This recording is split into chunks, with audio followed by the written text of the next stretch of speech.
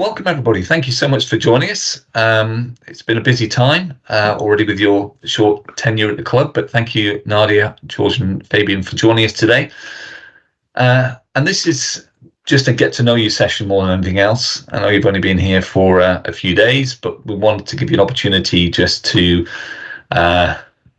provide some background and context, I suppose, as to how you've arrived here. And I thought we'd start just a little bit about your individual backgrounds.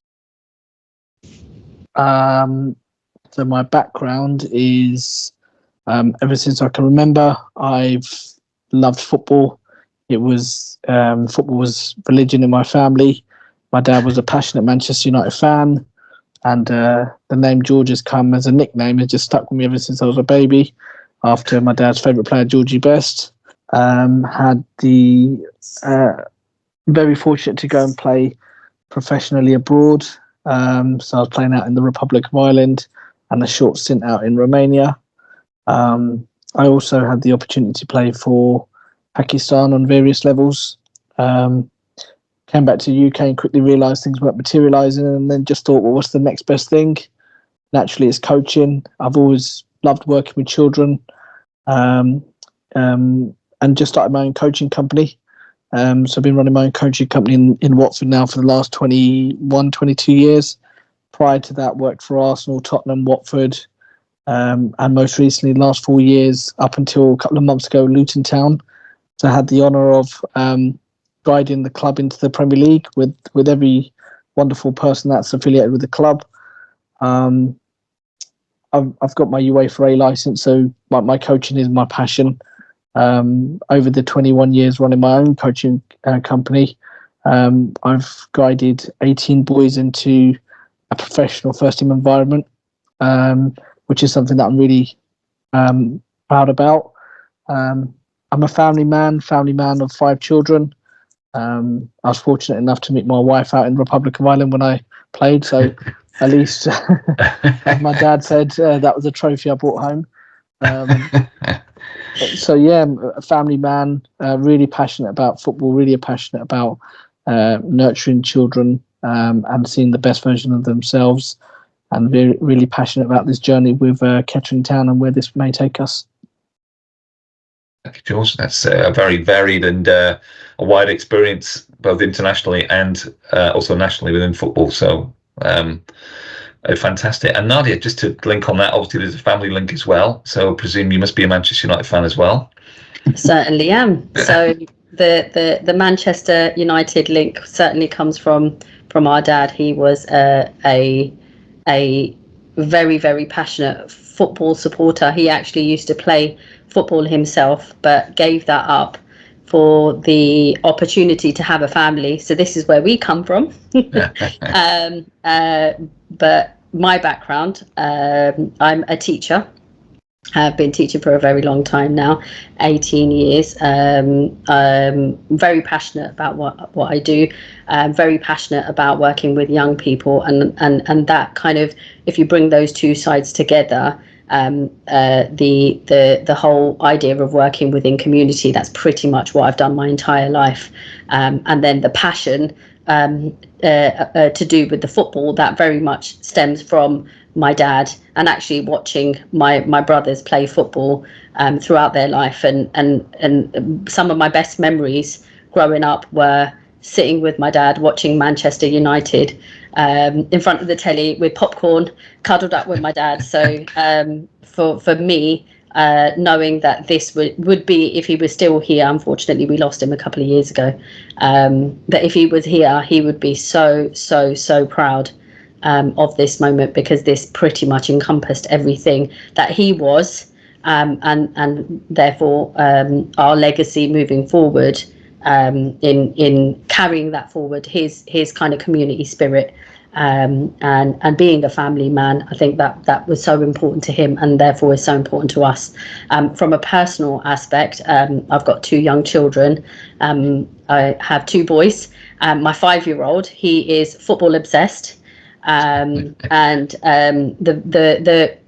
despite only ever mentioning Kettering to him a very small number of times, he constantly talking about Kettering, when we're going, when we're going to do this, when we're going to do that, and he's so excited about getting one of those kits on his back as well. So who knows, maybe he might be playing for Kettering in the future. So yeah, just to sum up, community, family, that's what we're all about. Thank you, Nani. That's great. Youth, community aspects of it, and the passion for football is a great triumvirate right there. And I guess the football link that leads me on to Fabian. Yeah, so bit about my history. I was a professional footballer with Watford Football Club. I was there from a young age all the way up to 22. While I was there, I was lucky enough to represent my country, Barbados, at numerous levels. And then I went into non-league football, and then a bit like Nadiya and George's dad, I didn't give up football because of my family, but it obviously became very difficult. So when I had a young family, I had to make a harsh decision. There was opportunities abroad, but I decided to stay and raise my family instead. So ever since then, I've just been on my working journey, and I'm now currently own my own business in remote removals and storage, and distribution also. I've got like I said, I've got a family, 2 older boys, 20 and 18. They're both following their own journeys in the football world, both professional at a good standard. And I have a young girl, aged 10, and she's football mad as well. That's brilliant, and good football heritage right there as well. It's good to get them involved in not only football, but obviously in the sort of club side of it as well. And I guess that links in now into the football side of it. So as a consortium, if you like, what first attracted you to Kettering Town FC? I'll start. Well, I've playing football pretty much all my life. I've obviously known Kettering from a long time ago. And then when George presented the opportunity on the table to us, I think we all jumped at the chance, but I because of knowing Kettering's history, I was really, really eager to get involved and help out. So it was a no-brainer, as they say. For myself, it was coming and seeing I think the thing that attracted me most was the passion, just walking in on that first day, just coming to have a look around, the passion from the fans, that you can't buy that was just so invaluable, and that was me sold in an instance. I guess it was just a natural progression of where I was coaching. I was a bit of a crossroads with Luton Town. As I said, I've been working with Arsenal, Tottenham, Watford and Luton recently.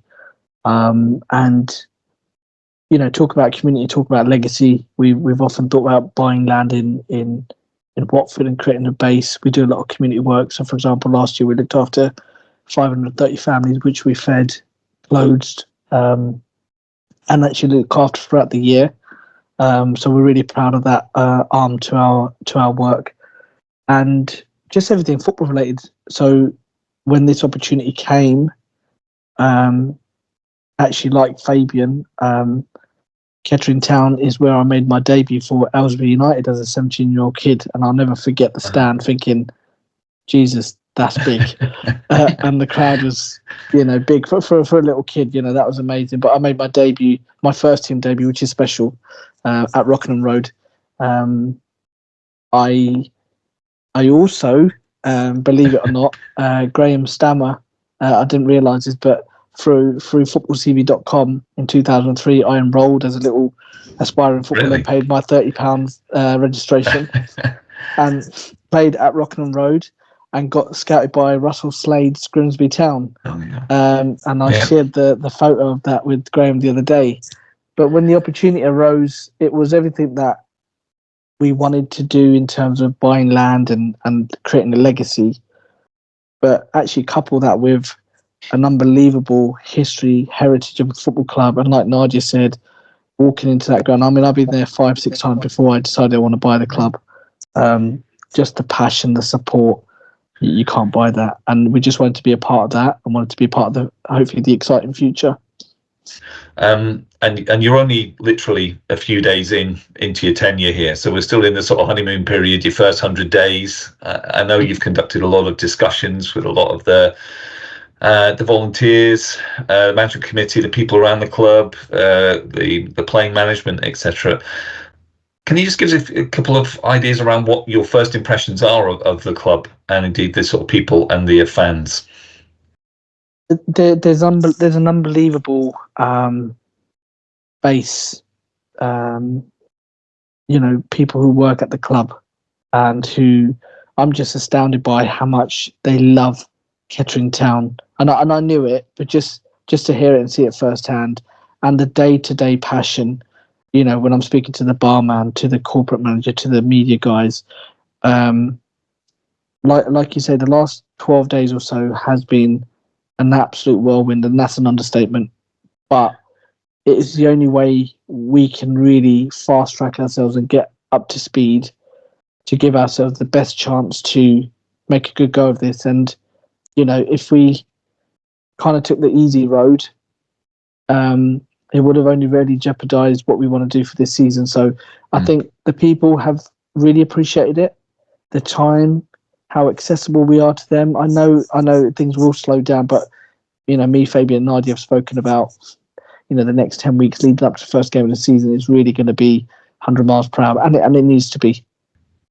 Yeah, I think so. I mean, there's a lot to be done, even though we've sort of stabilised it last season, stabilised ourselves in the league, and now we're looking to push on from there. And it's that area that I wanted to touch on now. What's your vision for the club, both on the playing side and the non-playing side? On the playing side, for me, the vision for me is promotion into the conference and pushing on into the league. And I'm not saying that we're going to get there next season, this season after, or the season after that. But ultimately, we got to dream big and believe. And knowing Kettering from historically what Kettering was, I don't see any reason why not that we can't aim to get to the conference and to the league, especially since we've met everyone for the last 10 to 12 days, and just everyone's enthusiasm, everyone's passion, everyone's hunger it astounds us. Like George says, it's just really heartwarming to see a lot of the volunteers that are just so hungry to get Kettering back to where it needs to be, and if we all pull in the right direction, I believe we definitely can get there. I'm guessing, George and Nadiya, that's something that you share in terms of aspirations for the club.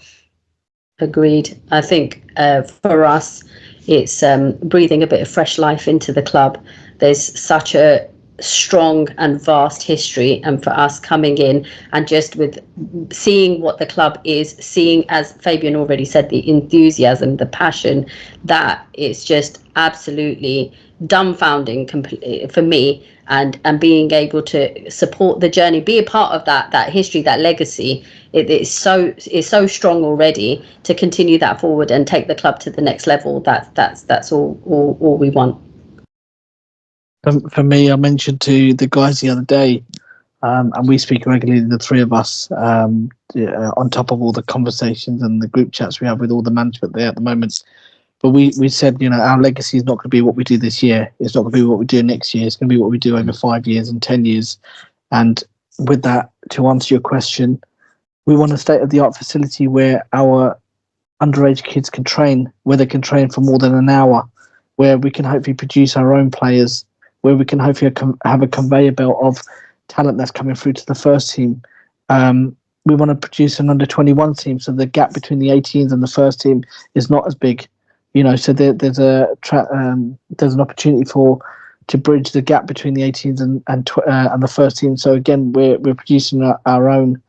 We want to create a women's team. I know we had one, and unfortunately, it's not there at the moment for reasons out of our control. But that is high on our agenda. We want every girl in Kettering to think, I can aspire to play for that team there. I want to wear Kettering on my chest. You know, we want to be the beacon of the town. And as I say, I think if we can provide a state-of-the-art facility at Latimer Park, where we can, you know, I guess save money and then use that money towards the infrastructure of the club, use that money towards the first team, because ultimately it is the first team that's the main attraction here, as well as tightening up on, you know, corporate events inside and maximising the space and giving the fans an unbelievable experience when they come to Latimer Park. You know, good value for money as well. That we believe will be, you know, the security for the club that it needs. And I see that the groundworks have already started today. I think the spade has gone into the pitch to improve that side of it with the drainage element. I'm sure there are other plans afoot to improve the facilities at, you know, Latimer Park. I guess it's too early to know whether we might move from Latimer Park under your tenure at this stage. But no, listen, we understand, and Fabian, you know, as the football director and you know, his task of trying to get players over the line, you know, because we're football people, we understand you want a pitch to be proud of, and we know year on year that pitch is getting better. So whatever we can do at the moment to get these players over the line, and if it means sorting out the drainage and just being able to play matches, because it's so vital that match days go ahead for, you know, for the financial security of this club. And also, I guess, George, just picking up on what you were saying there about the pitch, if you want to attract, as the fans want to, the best players that we can get to Latimer Park, they want to play on a good surface. They want to be able to progress their careers. And in terms of the playing squad, I probably can't give too much away at the moment, but how much work, I guess, Fabian, has been done at the moment, just looking at the playing squad for next season? Well, lots of work. Yeah, we're in constant discussions with the manager, Lavs, Richard, and we keep knocking heads certain times because we're like, well, do we actually need this one? Do we need? But no, it's all good. Richard Lavs is an amazing man. I thank him as well as the rest of the volunteers for the fantastic work that they've done, or not just last season, but in the history of the club. And yeah, so we're constant discussions with Lavs. He's drawn up a list. He's made contact with a few of the players, and hopefully this time next week we might have some news for you guys. I'm guessing, given the your own experiences in terms of being around the club as a supporter, as a player, both nationally and also internationally, is there a particular playing style that you would like to see Kettering Town adopt and be famous for, I guess? Yeah, not anything but Arsenal. The way Man United play, I'm pretty really happy. You can hear I'm a bitter Manchester United fan at the moment. Yeah, and I'm a proud Arsenal fan.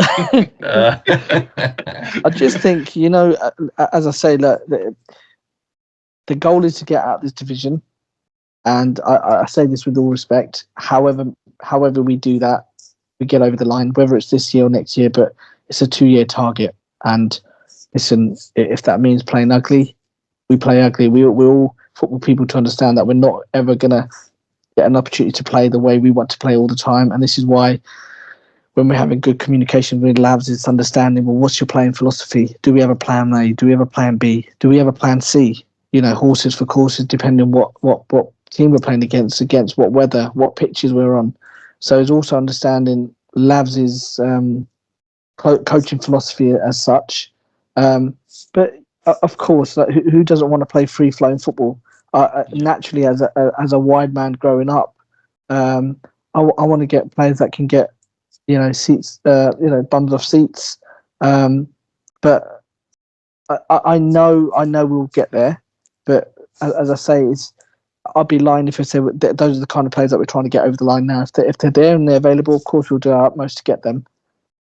If I could just ask each of you, if we were having the same conversation in, say, 18 months, 2 years' time, and we're looking back over that period, what would you have wanted to achieve at the club? I think a good starting point is stability for the club. There's any time of change is always difficult, and it creates a level of uncertainty. And for us, we're not coming in here to try to make drastic changes or move anything on in any sort of way to try to unstabilize the club. For us, we want to make sure that the club is stable, the fans know exactly what is going on, and they are happy and content, and we've got a good team behind us, a good strong playing team that can drive the club forward and ultimately hopefully get us into the up in the league. Yeah, to just echo that totally. I just think our legacy, well, not our legacy, where we want to be in 18 months' time is just with full transparency between us and the fans. We want to be hands-on owners. We want to be relied on owners. We want our fans to be like, wow, these owners, they say one thing and they act upon it as well.